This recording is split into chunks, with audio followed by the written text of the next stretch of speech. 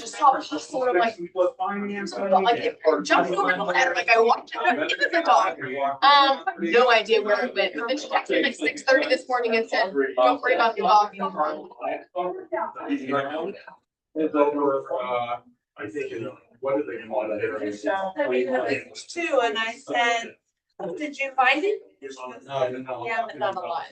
Have Is it a boarded dog? he deleted All of her stuff on Facebook from Morty is gone.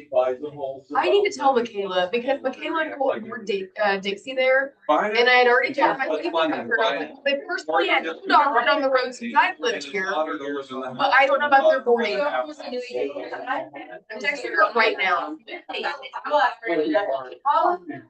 About it. And I said, let me know what we need for her. Anyway, and I would want my dog. I think that originally last year, I was like, they're great people, but the amount of dogs that are just like. Go. How many dogs do you have? Yeah. Oh, sad. And start one of those Facebook pages.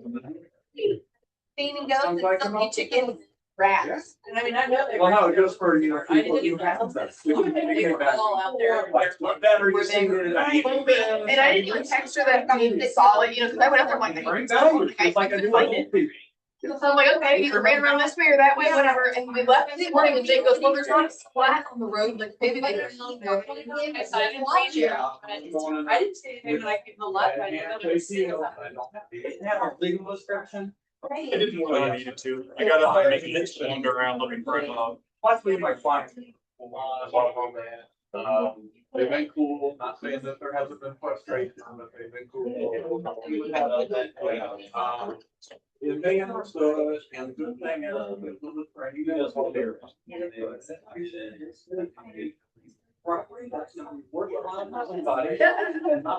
Very much a lot of, right? So I got, we're working. Okay.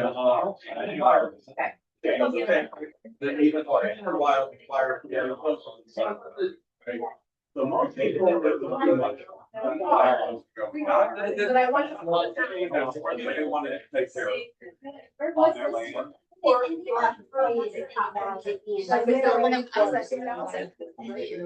Yeah. Of course. So we had a little designer with fire, that was keep there.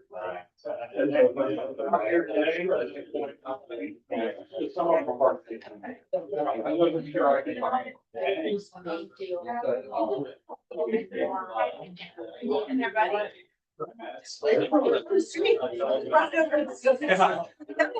Well, I was at our Josh. I don't really know.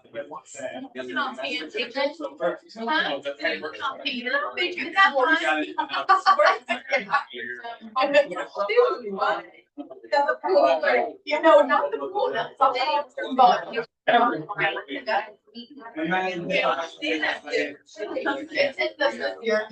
That's for sure. Okay, yesterday told us, he goes, you know what, that's just what you do when you're here. You don't have to go back. That's right. I know that I stand by on like 30. You know, it's like. I know exactly. Like 30 is quite young.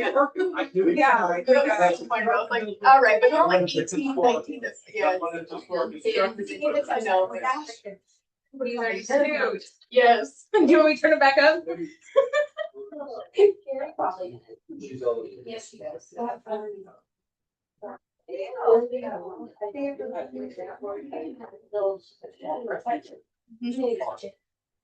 I just hope we keep on thinking strong.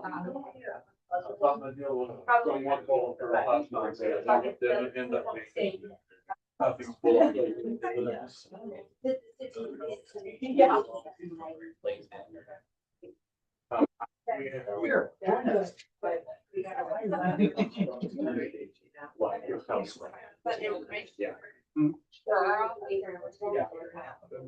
had a previous client call me out of blue. She's like,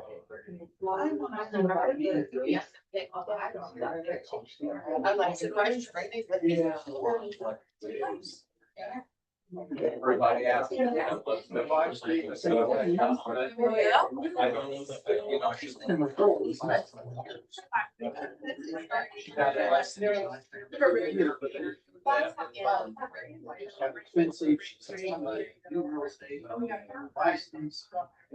That's what I did. Every time, every time you and education, they all, like the last weekend, I'm like, close the door, I gotta do all this one weekend, don't bother me. I would do it all in one weekend, like.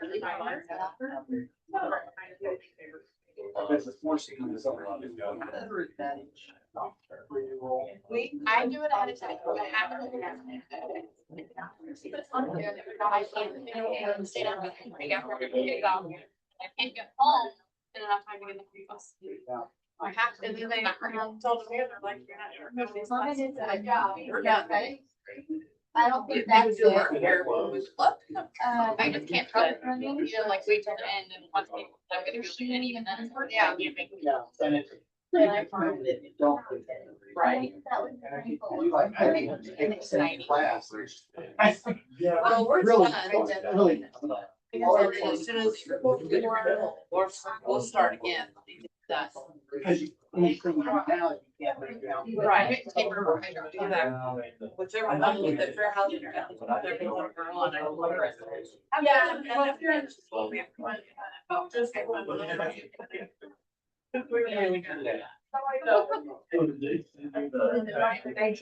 Yeah, I scheduled it. We can't wait. And that's so many. Written is Back then, it was because I didn't know what else. okay. Right. That makes it a little more. Like, I don't know.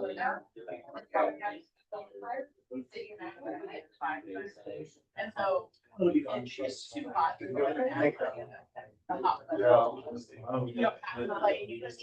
Well, you know, those people. We don't play.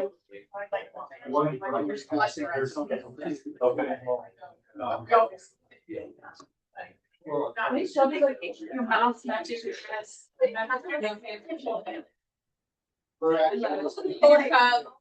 Bingo life. My whole house is decorated. So it's just like, yeah, my bingo life. Like, So this isn't just a business decision, this is who you are. this is, yeah. It's a lifestyle. It's a lifestyle, yeah. Since we can't live at the beach with our families here. So there you go. Just make it. Just as well. Because when she texted me at 6 a.m. and said, never mind, I'm the dog at park.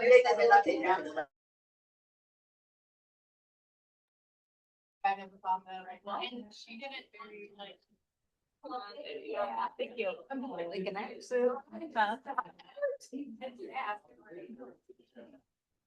But yeah, when I texted me, Kayla, she goes, well, this gives me anxiety as I board there in August. And I was like, well, I just wouldn't feel all right not telling you. Okay. Yeah, I heard that when you find it, but he suggested, but unfortunately. I just can't imagine. I'd probably do myself. If something happened to my dogs while I was away, say, If we're gonna go, I have to do it. I feel like I have to do it. I know they have to figure out. I also don't think she uses clothes very often. Figure it out. Yeah. That's, you asked interested in that. Yes. Yes.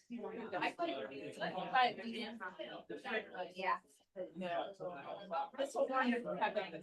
I didn't get about it. I did see that on Facebook. I don't know. How do you make them? Yeah. That's one thing. Fine with that. I don't think I have, but I did invite my family at the father. She's from up north and I'll grab some help. Right. Right. Well, and see, like, oh, totally. Dixie gets along with Sadie just well, but like, I don't want her on the farm. You know what I mean? Exactly. I just don't want that responsibility. No thanks. Yeah, no. I've got those clients. I just don't. And And I don't want to go stay in their house and yeah, no. They can pay somebody to just, I'd stay in my lane. No thanks. Yeah. All right, 1 minute. 1 minute. I posted a picture here. Are they going to have to wait?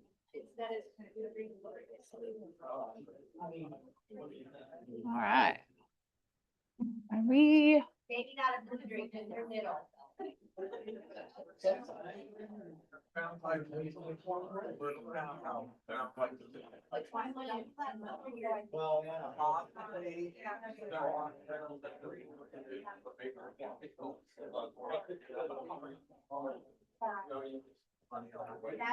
That might be better.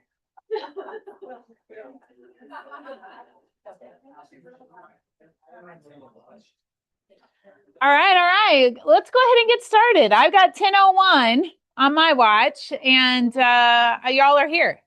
So let's go ahead and get going. Welcome to Tuesday meeting. It's a little thinner group today. I think everybody's on vacation, which I've heard several people are out of town, so I get it. I was there 2 weeks ago, right, Tony? Sure. Yes, you're shaking your head. So I'm like, I appreciate the affirmation there. Thank you. Always about the affirmation. That's right. Everybody needs a cheering section there. I appreciate it. Like that was so profound what I said, that people are on vacation. But I appreciate it. I appreciate y'all being here. So I want to make sure this is a great team meeting for you. Let's go ahead and get started as we always do with hold on, I got music playing. You hear it? Hold on. And then, oh, here it is. I think we hit mute. There it goes. Okay. Does that ever happen in your life? You got like, there's music playing somewhere. What are we doing here? It's usually in my head. It's usually in your head. Yeah. Earworms. Yeah. Absolutely. Earworms. That's right. All right. So tell me something. You've never heard of an earworm? No, I probably have them. That means something totally different. It means something different. They're not actually. An earworm is just a song that gets stuck in your head. Yes, not actual worms. All right, tell me something good. Who's got something good you want to share with us? I feel like sorry, I'm kind of standing up. Y'all are back here. Give me something good. What's something good going on in your world? You have no earworms. That is good. She said good for you.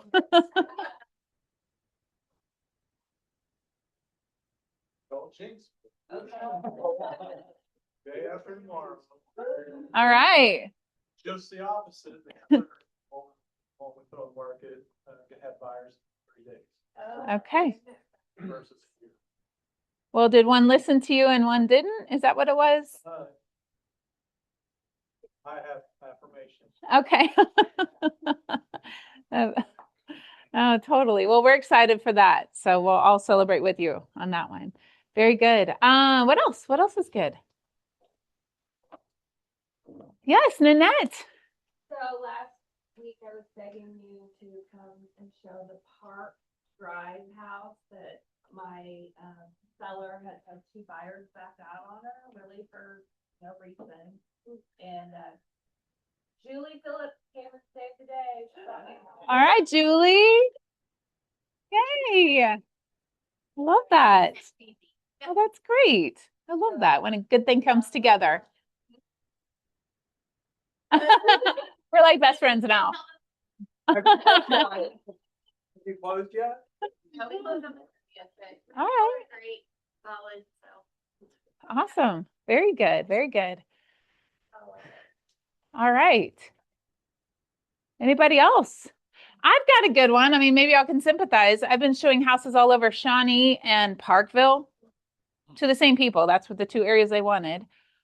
And after writing 4 offers, we finally got them. They were contingent, so we had to get their house sold. They moved in with mom and dad so we could write a non-contingent offer, got them under contract. No more driving all over everywhere. But in the process, I got to see 2 motorcades of the World Cup teams coming through. I got to experience what that was. I thought something was going down first when you see all these motorcycle cops and things. I'm like, oh, this is big. It was a soccer team. But yes. Not to interrupt your. No, it's okay. Go ahead. Tell me something better.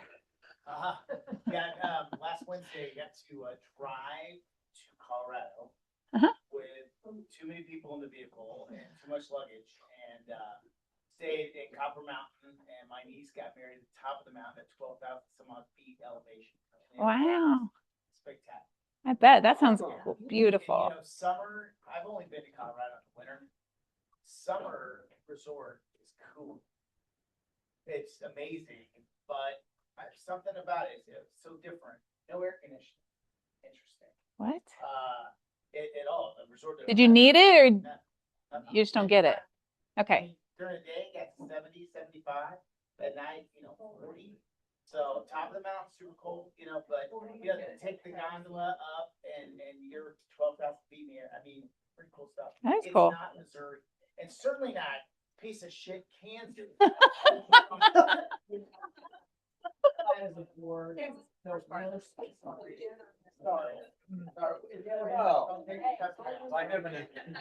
I have any Kansas clients. Wow. Todd. Frame flat That's how we all took it, I'm sure. I'm sure. Oh my gosh. All right, anybody else? That's pretty cool. That's pretty cool. Anybody else got something good? Some good you can share. Is anybody else going on any trips? Any more trips planned? We are leaving Thursday afternoon. Where are you going? For Colorado ourselves. Okay, very good. That's something We are good. driving. Yeah, across the beautiful state of Kansas. I think Todd was speaking from a place of trauma there. I think that was his trauma speaking. Yeah. Awesome. Well, good deal. Well, welcome, Tim. All right. Yeah, Tim is here. Everybody give it up for Tim. Oh, something good. Made it. Right on time. There's actually not. This is bonus. Bonus. Overachieving. All right. Yes. We went to Anna Maria Island. We're Ooh. gonna take Red to celebrate King's 4th birthday. All right. That's amazing. Trish has been. Oh, I hear it's fantastic. Yeah, we Yeah. were gonna go there, but we went to Key West instead, but it's on my No, I bucket hear list. Hell no, we're fine. Oh, no. Yeah, I think, Lonnie's not hearing all the cuss words are just flying. I don't know. Sorry, Lonnie. Billing. Long vacation with two children in the car. Well, that's exciting. All right, last chance. Anybody got something good you want to share? Okay. All right. Moving on. Let's see. Let's hear from our preferred vendors that we're always so grateful for. Let's give it up for Lisa Hutchings. Hey, With Lisa. Top Belt. Just a little wire fraud update. Good ad. Title capture. We have our lunch and learn today for title capture. If you did not RSVP and you still want to come, go ahead and stay. I don't know how many lunches part of that we're going to have, but nevertheless, the information is going to be very beneficial. We talked about this last week. If you are moving up a buyer, please make sure that the seller can do that. We've had another one where the buyer was moved up and nobody got with the seller and I wasn't handling the seller, but to find out if they could do it. So it was 2 days later that came about. Jody's out this week on vacation. I'm out Friday for surgery, back on Monday. And remote notaries. We talked about this just a tad. We have to use our vetted notaries. So when you have a remote notary, have a vetted notary service that we use. That's both for personal information and fraud information. We want to make sure that those entities are vetted. Also, we kind of touched base on this morning a bit. Notary services, unfortunately, are just that. They're a notary service. They're there to notarize the documents. The service that we use usually is pretty good about having somebody that is somewhat familiar with closing documents, but I never can guarantee who your notary is going to be in the area in which you're having your client sign. Sometimes they are just that. They are there to notarize a signature and they don't have a ton of information in regards to the closing documents. That's unfortunately the nature of the beast. when you come to closing, you get a closing. When you do a remote notary, that sometimes is kind of what ends up happening. So thanks. Okay, thank you. All right. Thank you, Lisa. And stick around for that lunch and learn afterwards. Let's go, Todd. I pick you, Todd, with Fairway Mortgage. Kansas Todd. Yeah. I apologize for the great state of Kansas. It sucks driving that though, FYI. So, in a big SUV and you're like, you know, terrible. All right. So real quick, I'm going to bore you to death with the Federal Reserve. Okay. So it's real important right now what's happening. You guys don't pay attention. I live for this crap. So essentially 4 months ago, we stood here, we talked about the Straits of Hormuz. Remember me that? I didn't know how to spell Hormuz till that morning. And I said it was the Straits of Vermouth, you know, and that wasn't it. And so anyway, watch what's happening right now in the media with regard to the Straits of Hormuz. We've kind of seen what's going on. If we can get control of it, we'll see gas prices fall a lot. Because what did we see 4 months ago? Gas prices went straight up, right? So the Fed's only role is to lower inflation, try to keep prices down. That's their only role. And they do it like a teeter-totter. Like when things get too robust, they raise rates. Slow Darren from buying too many cars. And, you know, big ticket items, right? That's how they control the economy. So if they lower or raise rates, for what banks pay, they do it for the overnight banks. So when a bank borrows money, if their costs go down of borrowing, what happens to our costs to borrow? They go down, and vice versa. So 4 years ago, we saw the Fed overreact to raising interest rates to slow all the growth and the speed. We were moving too fast as an economy, so they put the brakes on, right? So we saw mortgage rates and rates equivalently go up over 5% in a year. That's just crazy, unprecedented movement by the Fed. In the last 2 years, we've had the Fed lower a little bit. With this crazy thing 120 days ago, with the Straits of Hormuz, they were, again, scared of inflation, scared of what that was going to do. What's inflationary about oil? Gas. Because everything you and I do is based upon the cost of gas. Everything. If you build a house, what happens, Stephanie Finn, if you build a house and gas prices go up $1 a gallon, everything you purchase for that home goes up. I built the house in a subdivision years ago, and I built the house on, you know, this location, and I built the same house 4 houses down. We developed a subdivision. And I get my invoices, and one's about 60 days ahead of the other. And Hurricane Katrina hit. And gas went to 4 something a gallon. Everybody's panicking, selling their SUVs and buying little Fiats or whatever the hell. So this invoice is on this house, and the same people doing the work on this house 4 houses down had a $600 surcharge for the concrete delivery, $400 surcharge for garage doors. Everything starts moving up. So the same house, $10,000 different, 90 days apart. Okay, so that's inflationary, right? So if we can control the cost of fuel, we can keep inflation down. The Fed will shut the hell up. And God, I'm on fire. You are on fire today. I'm telling. My kids all weekend, so it was letting it fly. But so as a real estate agent, as a loan officer, if we understand that as gas is coming down, inflation's coming down, that's all good news for all of us. Okay. Now, just like human nature, we went up real fast. Mortgage rates shot up, got in the low 7s there from like 6 to 7, 7 and 8. And now they're back, moving back down. They're slow to come down, always fast to go up. Make sense? Mm-hmm. Overreact. And then human nature is to slow it down. So let's make sure that we don't have any more dust ups in the Straits of Hormuz, right? So anyway, not to bore you to death, that's kind of, I geek out over the stuff, but let's watch this continuously over the summer as the demand slows for gas. Because guess what's happening? We're going to slow down as the end of summer because it's natural. We don't drive as much, right? So the world 4 months ago, the oil OPEC and the oil companies in the world were worried about shortage of oil. Get ready this week. You're going to read about a glut of oil. So when oil is getting shoved into the marketplace, gas is further going to drop. All good for inflation. All good for everybody sitting in this room. All right. Cool. I love that. Thank you. All right, very good, very good. Let's go with, I see Buffy with Royal Roofing and Solar. So let's give it up to Buffy. Thank you for being here. Good morning.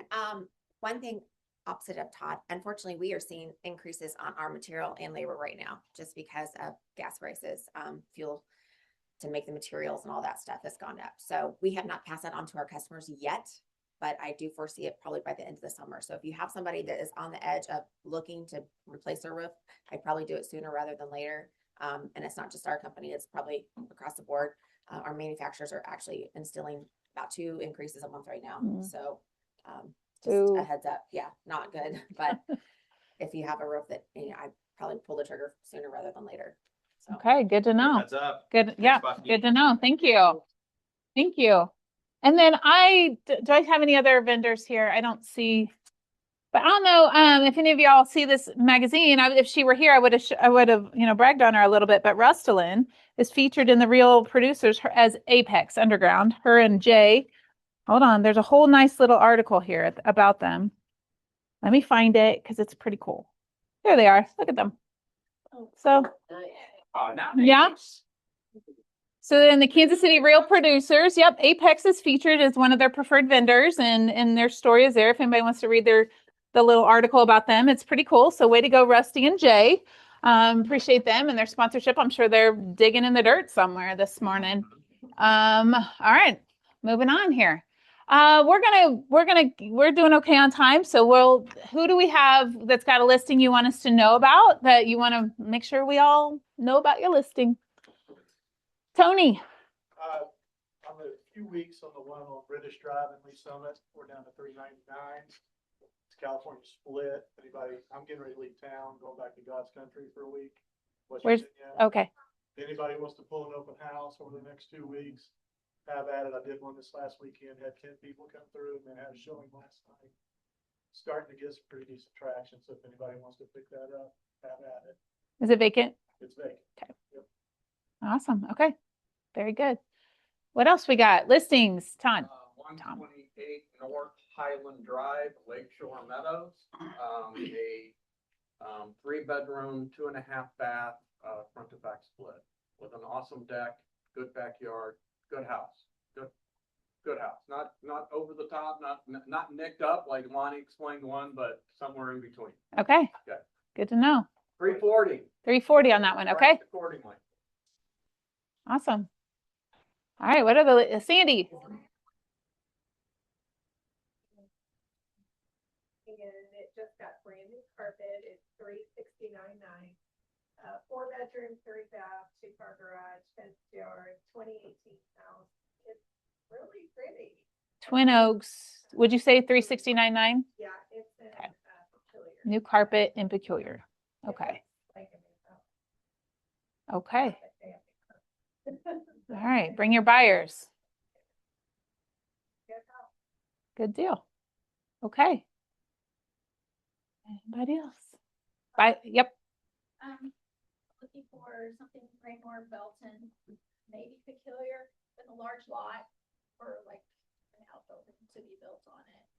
So that's the. What's your price? Under 4. Under 4. Yeah. Okay. But most of them have smaller. He wants like 30 by 40 or something. Sure, but in town. Okay. Awesome. That's a buyer need. Any other buyer needs we need to know about? Yes, Teresa. Buyer, and he would be contingent on the sale of his property in Colorado. But he's here, he's already working here, and wants acreage up to 500,000. Belton, Peculiar, Raymore, kind of like the north part of Cass County. They would like to have 4 bedrooms, and they want to do a hobby farm. So, Oh, hobby farm. Okay. yeah. Fun. All right. Jake.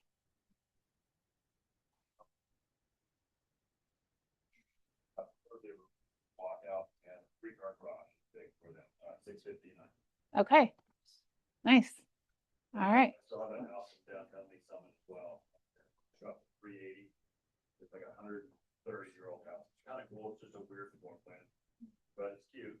Not a big lot, two-car garage downtown Summit. Okay. And then I got one in Raymore that's also in your floor plan. So it's 4 bedroom, it's non-conforming. It's updated, listed 390. Awesome. Okay.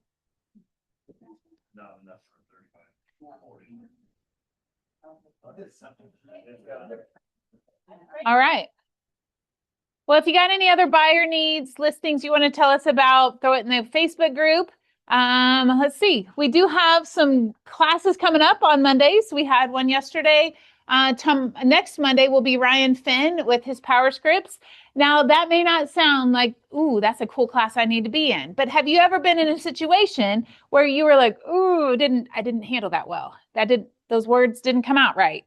I stumbled and fumbled, put my foot in my mouth, or I overshared, or I didn't say the right thing, or I talked way too much. Or have you done all those things? Never done that. No.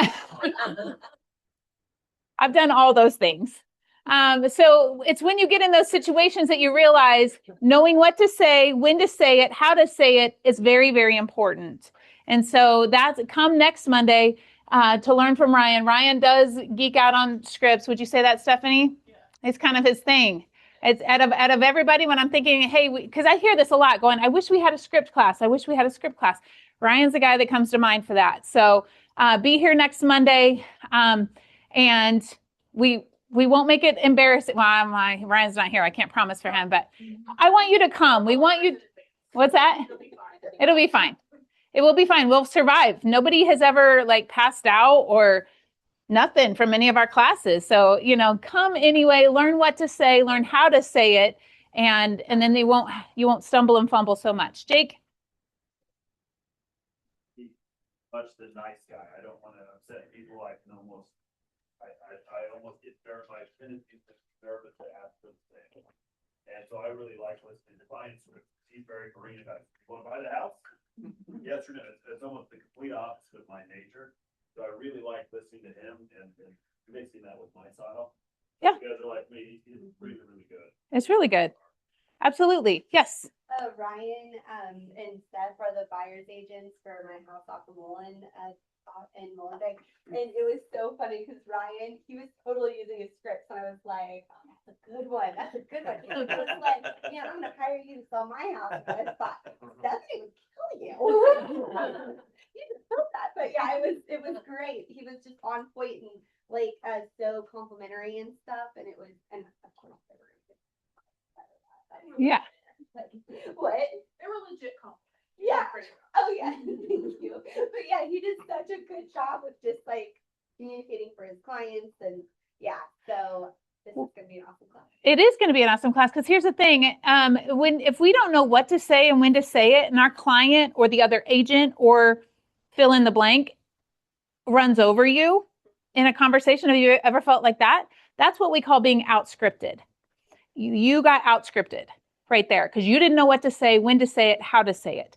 And I don't ever want to be outscripted in this business. And so I'm sure you don't either. So make sure you come. I'm sure we won't be able to cover all things real estate in one class, but it will be worth your time. You'll pick up some nuggets, I promise. Sandy. Yeah. It doesn't really teach you that blah, blah, blah. Yeah, you don't have to read a script.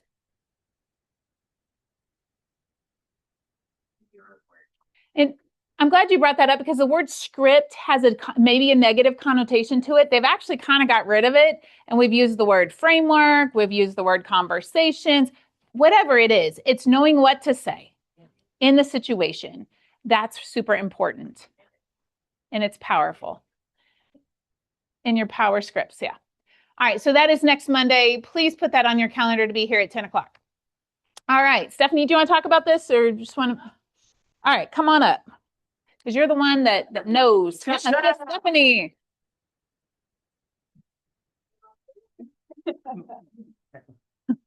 Grandma Finn. One baby shower down, one to go. Sorry. Now you got me thinking about my grandsons. All right. School supply, personal hygiene drive. I've got Becca placing some example items up at the front. she also shared an email yesterday to everyone, I believe. It's posted on our Facebook page. If anybody's a CVS couponer, that's a great way to get your personal hygiene items. All of the items that I placed up at the front, I got because, well, I'm a couponer and my house was overran. So all that stuff up there. So use your extra bucks and you can get more. If you want information about how to do that, I'll tell you. Anyway, so school supplies, hygiene items from now until August 5th. August 5th, we will have a party here in the evening.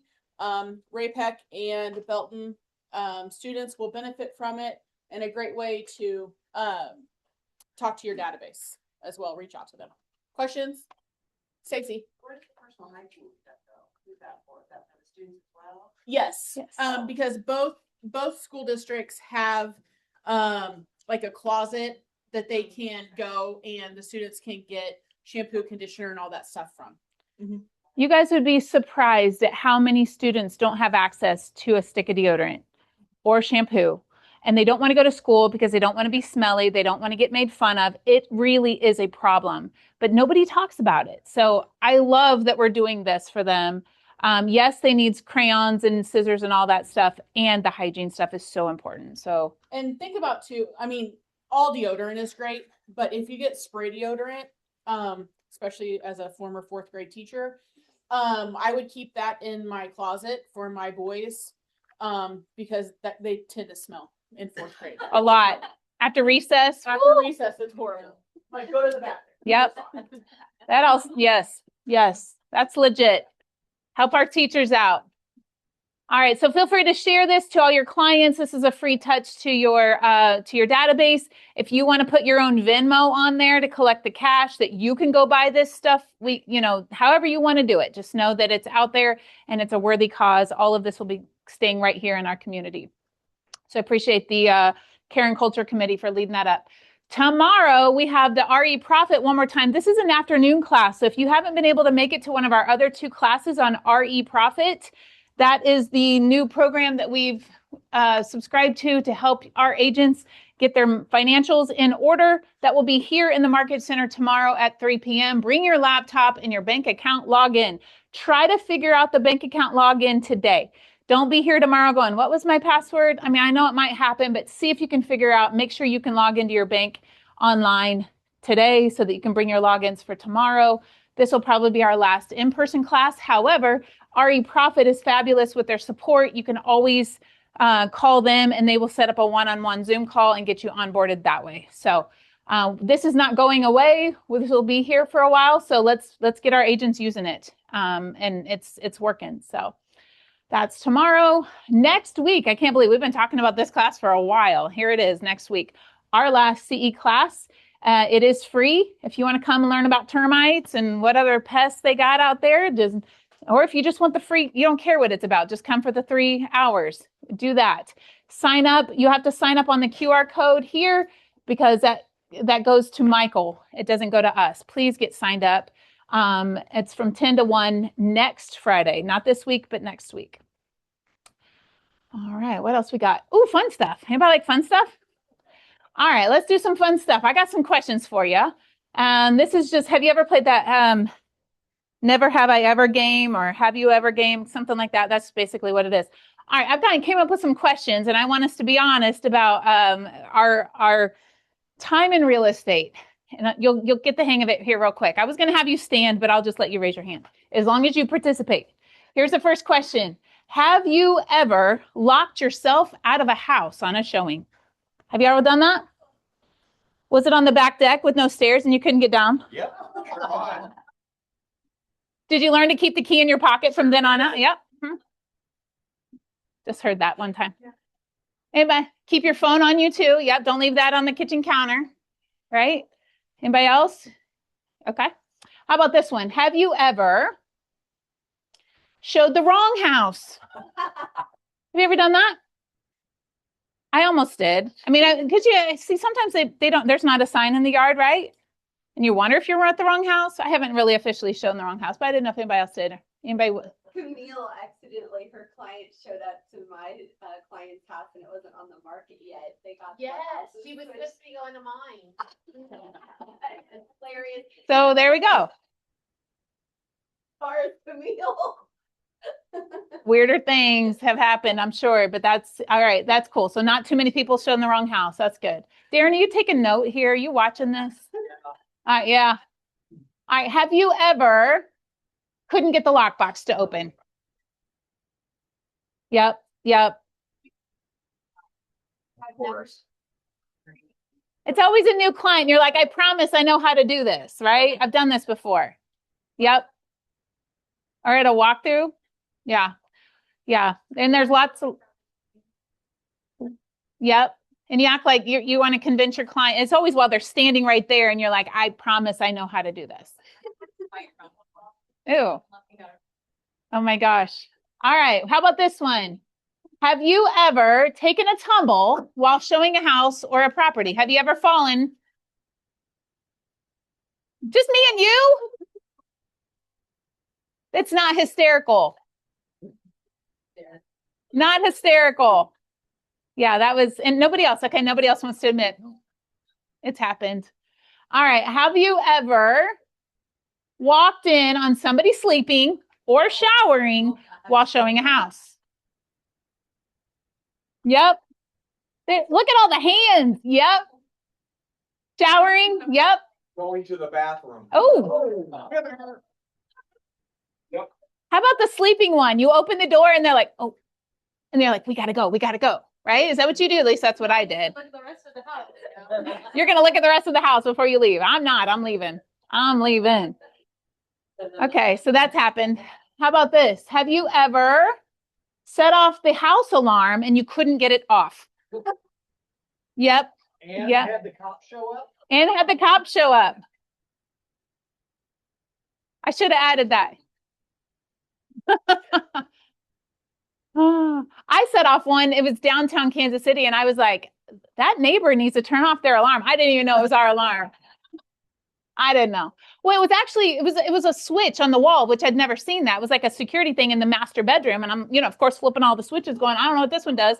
And it came on. And so it was a little muted. And I was like, the neighbor needs to turn off I thought I ended up selling the buyer that house. She got it, but it took us a minute to figure out when I went to turn off all the lights, it finally went off. Anyway, have you ever locked something valuable inside the house after showing? Yes. Your keys. And I left it. I remember it was like years ago. And I think that the thing to open it was on my key. Back then when we had a different kind of iBox opener or something. Anyway, I could not get the key. Shoot. Does anybody lock their phone in there?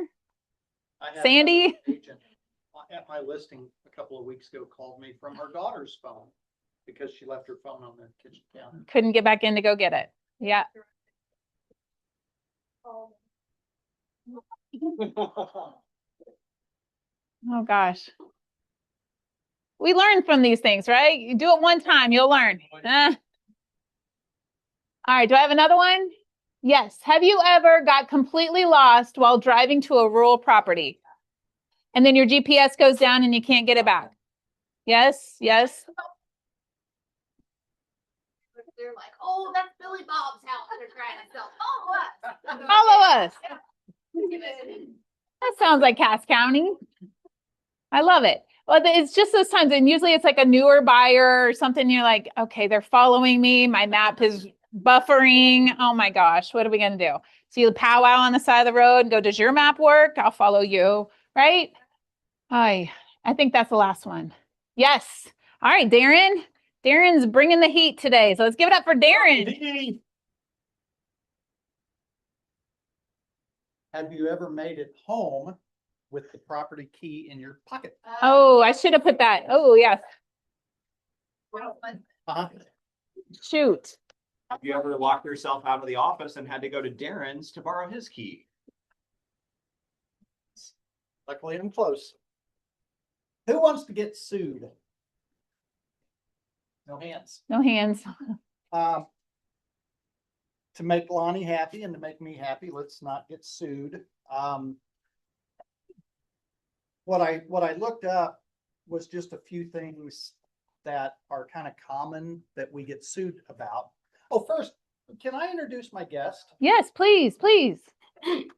Introduce your guest. So next to Sandy back there would be my wife, Rachel. Hi. Who is, hey, Rachel. Transferring her license out of referral to join us. Yes. And become active in our little plan. All right, welcome, Rachel. Welcome back. So, and hopefully she doesn't get sued. Be something. So sometimes we try to overhelp, and I'm not going to look at anybody, but we're not attorneys. Typically, we're not contractors. We're not insurance agents. We're not CPAs. We might know the name of somebody, or most of our clients are going to have a CPA. Most of them are going to have an attorney or somebody that they can call. Quit answering those questions. Another thing that's good to do is when you're telling a buyer, you know, the house is 1,200 square feet, refer to where you got that number. The MLS says it's 1,200 square feet. I've got the tax sheet. It says it's 1,200 square feet. Don't just blurt stuff out, because then it becomes you as the source instead of the paperwork or the listing agent. Same with room sizes. If the client is worried about their king size bed, and most of us probably have a tape measure in our cars, let them measure the room before they buy the house and move in. Couple of fair housing things. If they ask you if it's a good neighborhood, don't answer. Because as soon as they move in, the neighbors are going to have a fight out in the street or something, and it's not a good neighborhood anymore. Is it a good neighborhood? Is it a safe neighborhood? Is it a quiet neighborhood? Tell them to drive back by at 6 p.m. and see if they think it's quiet.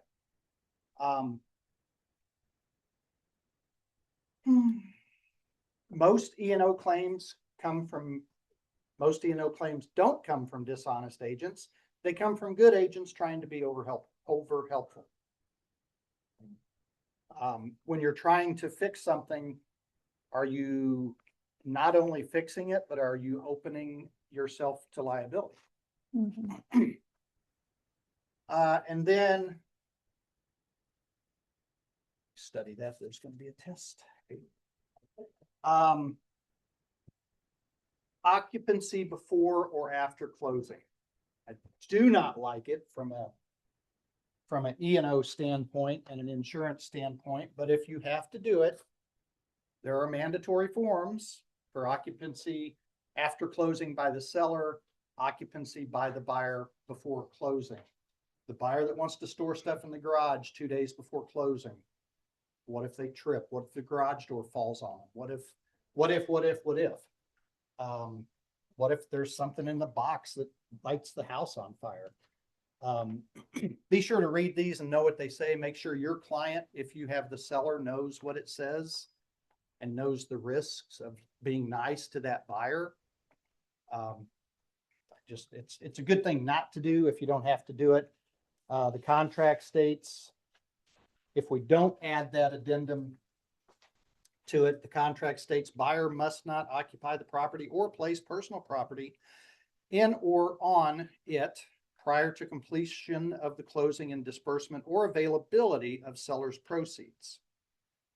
So it's not the buyer's house until it gets recorded at the county, and they can't put stuff in or on the property until it's theirs unless you do the addendum. Go over, because every description on the MLS says buyer's agent to verify square footage, but we're not allowed to measure. So how do we actually verify that, like a new build, they actually built it off of the spec plan and didn't change plans and the square footage is different? I mean, you could. Allowed to measure, not allowed to measure. You're allowed, but have them, yeah. Let them come up with the numbers. They'll come back to you. Yeah, or, I mean, you could go measure it and then get with your client and say, hey, that master bedroom, primary bedroom is not the size that the plan says it is.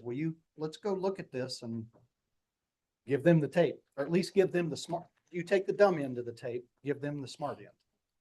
Where the number. So. And then when it comes to like the occupancy before and after closing, I don't like it either.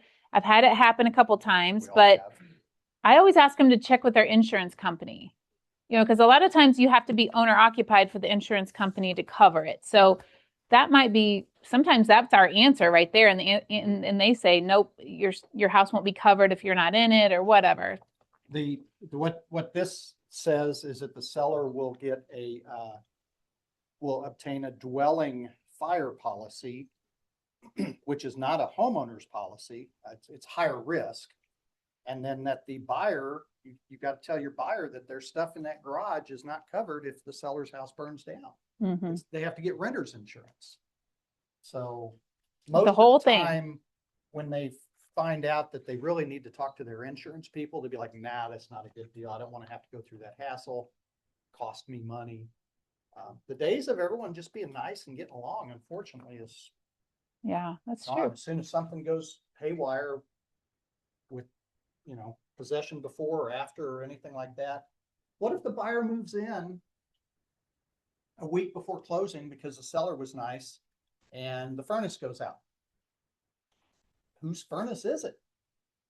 What if the seller stays after closing and, the AC quits or the plumbing leaks or whatever? These forms do kind of cover that, but man, it's going to be an argument. Yeah, absolutely. Any other ideas or questions or?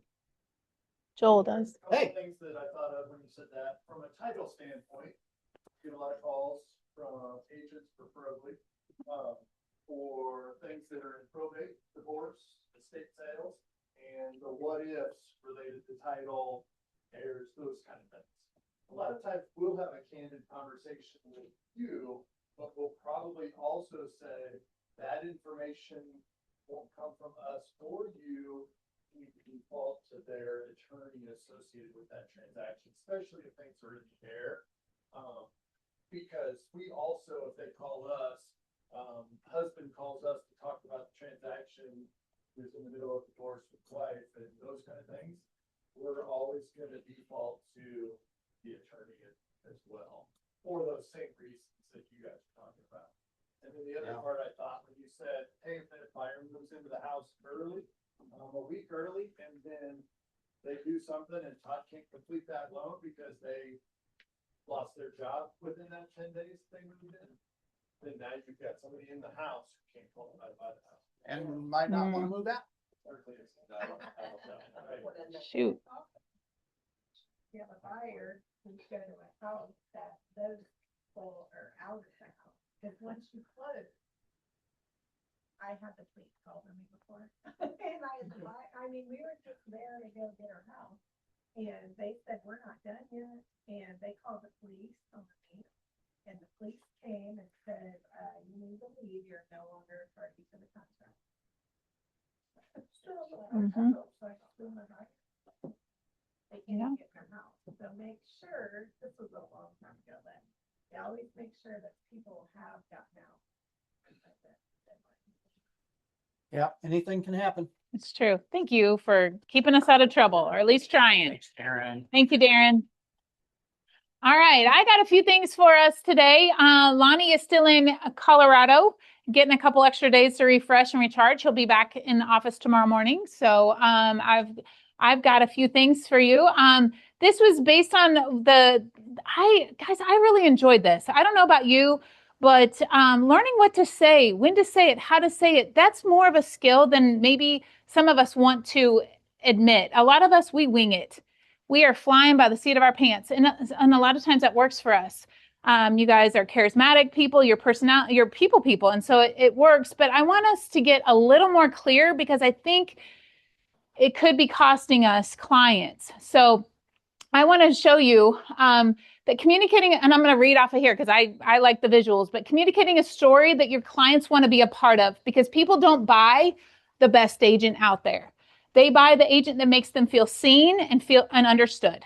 Have you ever bought a car and you felt like just another person, just another number, and you're like, yeah, I want to buy this car, but I don't feel, sometimes we just do it because it could be over in a few hours. However, a house is different.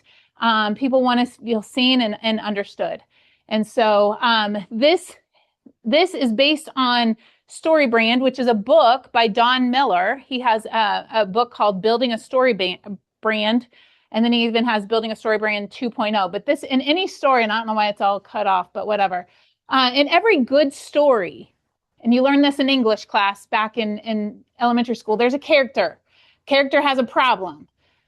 He meets a guide of some kind. The guide gives them a plan, and it calls them to action. And then what happens? It ends in success, and it helps them to avoid future failure. That is a storyline. We have a storyline that's constantly running in our business. And so I bet you can figure out which part where we are, but I'm going to tell you, guess what, guys? In the story, our customer is the hero. It's not us. We are not the hero in the story. It's their story. It's their home. It's their family. It's their money. It's their story that we get to be a part of. They are the hero here. And that's something that we got to remember, because a lot of times we think we study our stats, our awards, our accolades, our affirmations, all the things, and we are the hero in our minds and in our story. But we have to remember StoryBrand principle number 1, the customer is the hero. Now, I don't know why it's putting them off the screen, but whatever.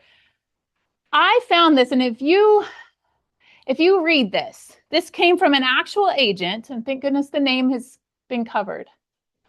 I covered it, but then I noticed it slid up. You see my little coverings I did, but they slid up. This is from an actual agent. I saw this in one of those referral groups that says, I'm looking for an agent in the Missouri, Kansas area, whatever.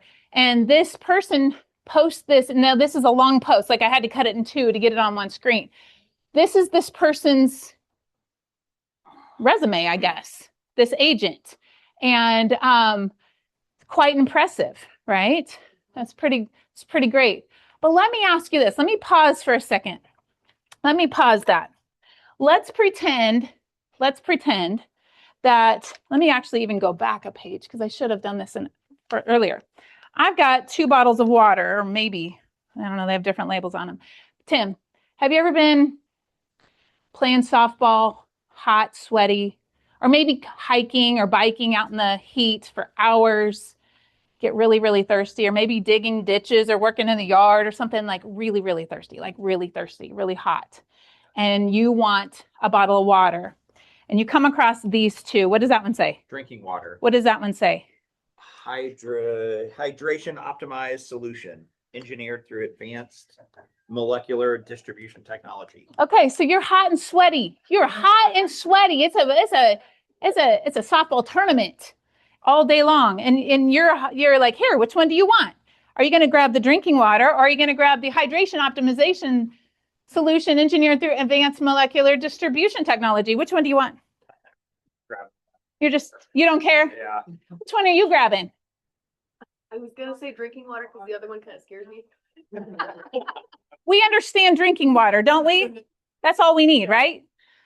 This might be good. It might not. I don't really understand it. Yeah. Right. So I'm going to grab the drinking water because that's all I need, right? Obviously, they both look like water, and they are. But we're just going to go, hey, give me the water. I don't care. Just give me it. I'm thirsty. Yep. So this person posts this. Great. Good for them. They've worked hard. Top agent, top producer, all-star business, amazing clients. I'm not taking anything away from the agent, but when I see this, I'm like, holy cow. And then you got everybody else going, hey, I can help you. Hey, I'm a lifelong resident. This is, again, from a referral group. So there's that. To me, when I read this, I'm reading this bottle with all that. Okay.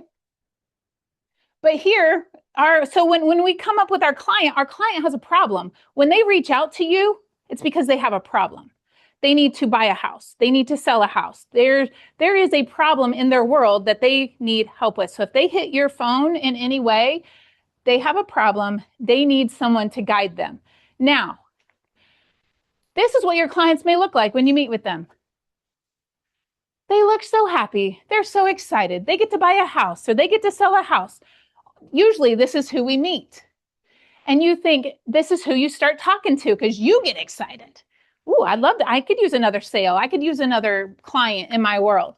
So you start talking to them this way and you start to, you're happy. You're going to tell them all the things that you know how to do, all the things that all the houses that you've sold. But really what might be happening is they look like this on the outside, but they're feeling like this on the inside. But we don't see that. We see this and we talk to this person and this person instead of, oops, wrong way, instead of talking to this person. So we have to be aware of that they might be smiling, they might seem excited, but this is probably what's going on because they don't do this for a living like you do. You're not freaking out because you do this every day. We talk real estate every day. We plan, we learn, we educate every day, but our clients don't. And so, I'm sure you can flip it around. If you ever go meet with your tax person, you smile. Can you relate? You meet with your tax person, you show up looking like this, but you're feeling like this, right? And so you can try to put yourself in their shoes that this is probably who you're sitting in front of. And so this is who you need to talk to. This is how we need to talk instead. So our client has a problem and they're probably feeling something like, I'm overwhelmed. I've never sold a house before. I'm scared of making a big mistake, or I don't even know where to start. So that's probably, they're saying, I want to sell my house, but this is really what they're actually saying without saying it. Okay.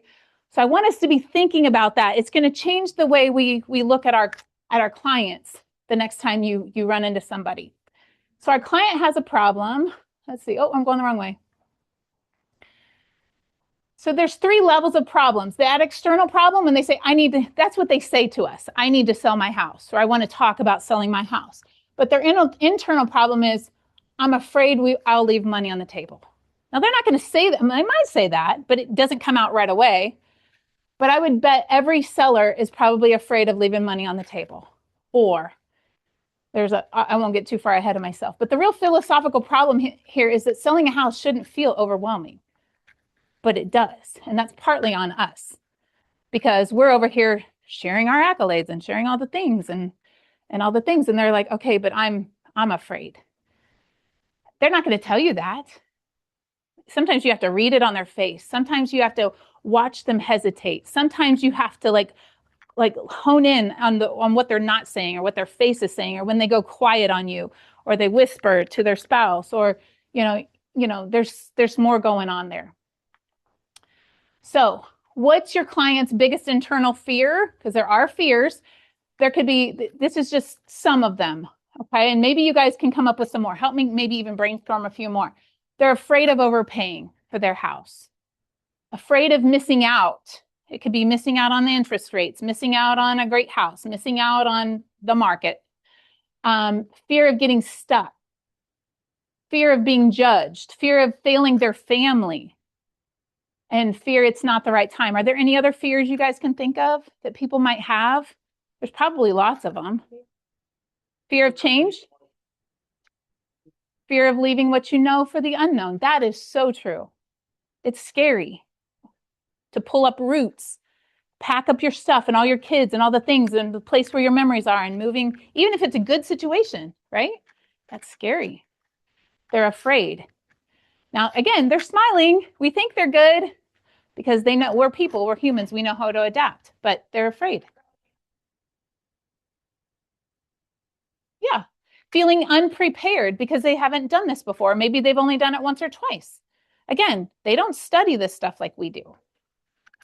They're looking for someone to guide them. That's why they called you. So that's where you come in. You are, yes, a tour guide. You're going to give tours of the house, but I'm a guide through the process, through that storyline process to the successful ending and avoid failure. So we're going to do 2 things. This is as a guide. We are supposed to show empathy. So instead of saying, hey, I've sold 100 houses this year, I've got this. No, start with empathy.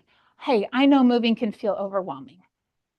I've moved myself. Like, show empathy, show care and compassion for what they're actually going to. Talk to that person wanting to pull their hair out. Talk to that person first. Then you can demonstrate authority by saying, you know what? I've helped so many people through this process, and I'm going to help you too. So show empathy, then show authority that you are the right person for the job. So any questions or thoughts about that? So instead of just leading with, I've sold 100 houses, I've done this, that, and the other, I've negotiated this, okay, what they're hearing is this. They're hearing this. When we lead with our accolades and our numbers, and I know that that's really, some points we're taught to do that, but I think we miss it with our people when we don't communicate with empathy first. So here's the truth. Confused people don't move. If they're confused, they're not going to move. We have to make it super simple. People crave simplicity. Oh my gosh.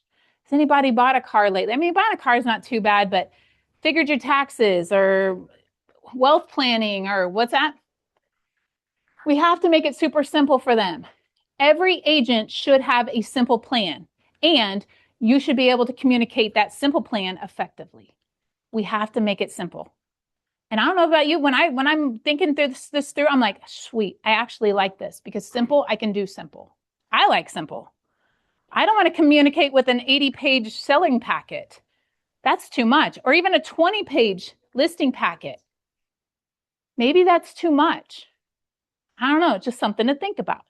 Now, maybe it's not, because maybe you can leave it with them, and some people would totally appreciate that, and they'll geek out on reading every single word on every single page. But we need to have a simple plan and communicate it effectively. So here, my 3-step home selling plan, 3 steps. Number 1, so when you're talking to somebody, picture that stressed out, scared, nervous, anxious person. You know what? We just need to meet. Let's just meet. Step 1. Step 2, we're going to create a pricing and a marketing strategy to get your house sold. And then step 3, we're going to negotiate the strongest offer and get you to closing. 3 steps.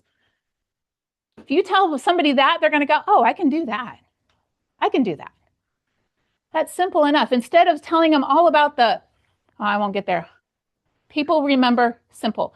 They want simple. They don't want to know what would it be? Probably 1,000,001 things that we do in the process. I know sometimes we have to do that to communicate our value of what we're doing and why we earn what we earn. But for the most part, people want simple. They'll pay you for simple. So people don't act unless they're challenged. So some agents, when you're talking to somebody and you're sitting as a presentation, you may end with like, okay, well, here's my plan. Here's what I can do. Let me know. Let me know what you think. And we wrap it up like that. Well, people, a lot of times they need a little bit of a challenge. This is where a script comes in. This is where knowing what to say, when to say it.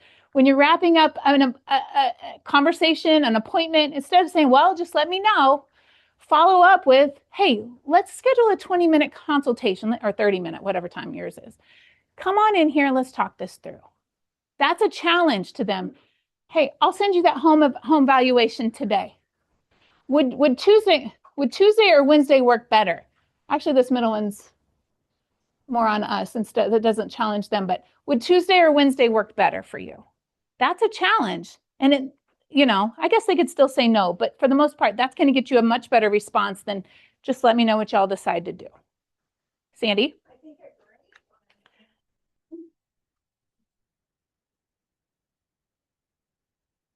Up. Yeah. There you go.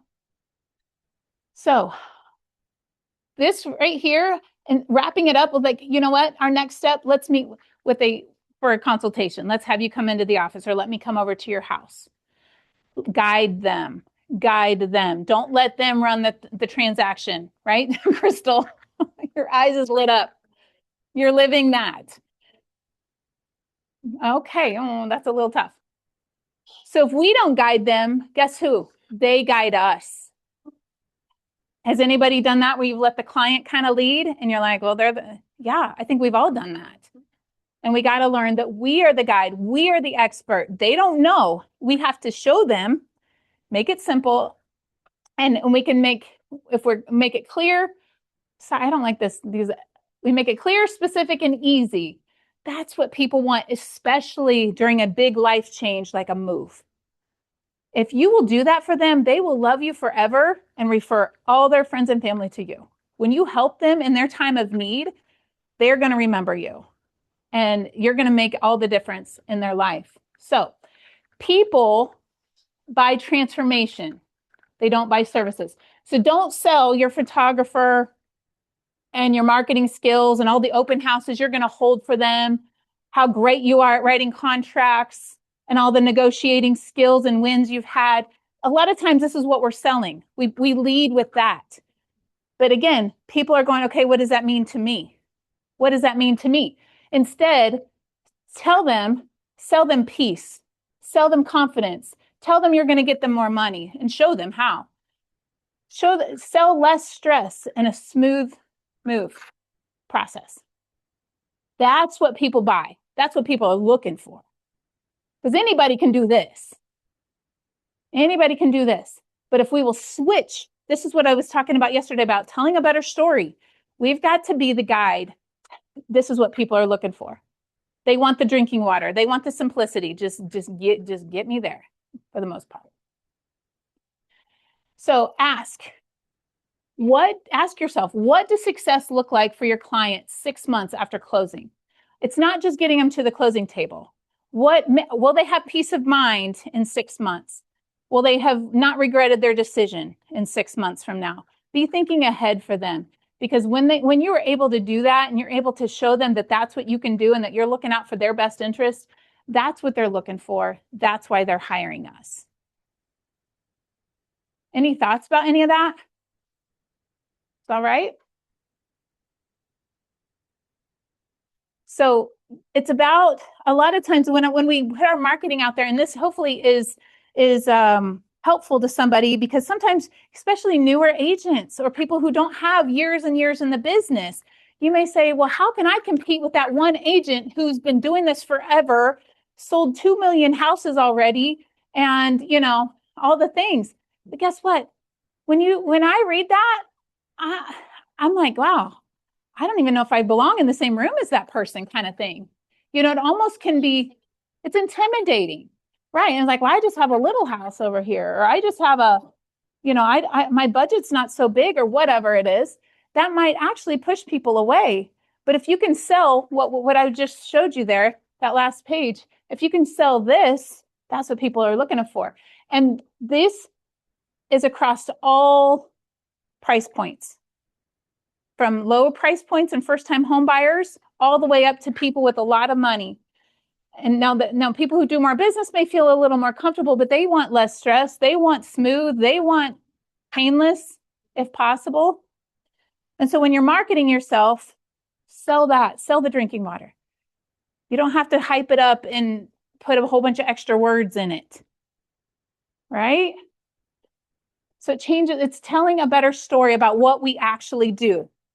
So instead of saying, I can get your home sold, instead of saying, I'm one of the top agents in my area, why don't you start with, hey, I know buying your first home can be really intimidating, but don't worry. I've helped a lot of people through this. I'm going to lead you through it as well. I'm not going to leave your side. We won't let you, we won't let you wander away. I've done this a lot. We got this. I remember one time, my dad had surgery. I think it was like knee replacement surgery or something like that. Have you ever met with a surgeon and they come in and greet you before surgery? And sometimes they're not the most personable people. Sometimes they can seem rude, cold, dry. Like, ugh. My dad is a jokester. He likes to crack jokes. He knows everybody. He knows no strangers. He'll make friends with everybody. And I remember him laying there getting ready for his knee surgery. And the surgeon comes in and my dad was cracking jokes. That's just what he does. And the guy wasn't laughing a bit, wasn't even cracking a smile. He was there for one thing and one thing only. And he did finally admit that he was a little bit nervous. And the doctor said, hey, well, I'm not nervous. I do this every day. And, I expect a flawless surgery for you as well. And then you could just see my dad going, okay, good. I don't care if the guy is funny and hilarious and the most personable guy. I need to know he's good at what he does. If you got somebody operating on you or somebody representing you in court or handling your money or, you know, this, you don't have to be the most gregarious. Is that a word? Is that a good word? That's a good word, isn't it? It just came out. You don't have to be the most like, whoa, over the top personality to win clients. Just be yourself and be good at what you do. Put people at ease. Be the best tour guide through the process that you can be. And you'll have clients because that's what people are looking for. Good. All right. Anybody else got anything for us? Any ahas? Anything you want to add? I'm open. We got time, but we're going to wrap it up a little bit early. Yes. And maybe something that we could tell buyers and sellers is, I'm only gonna ask you to pick the house, make sure, you know, do a good job answering the lender's questions, work with me as a team, I'll see you in closing. I'll do this little stack, don't worry about it, and try to leave all the nitty gritty details out. And then when we come to this, we'll talk about this. When we get to next step, we'll talk about this. Yep. Absolutely. Absolutely. And then one that kind of leads me into a class Caesar's going to be teaching here in a couple weeks on the disc profiles. So you're going to have to learn how to adapt to your client because not all clients are the same. They're not all wired the same. So some you might have to be a little more detailed on your process, and then other people are like, hey, just tell me where to sign and when to show up. So it's learning the different profiles of people so that you can meet them where they're at. They're going to love you for it. Yes, Teresa. And it just breaks it down step by step. Mm-hmm. And go, this is where we are, and you just sit on your fridge, and you know, and I'll tell you where we're at as we go. But it just makes it look like a little one page.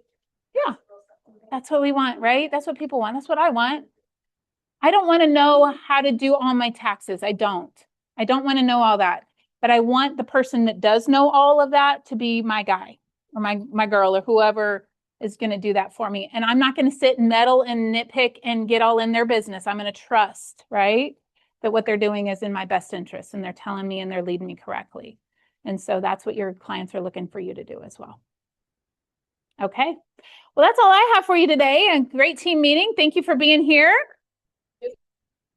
Have a great Tuesday. Oh.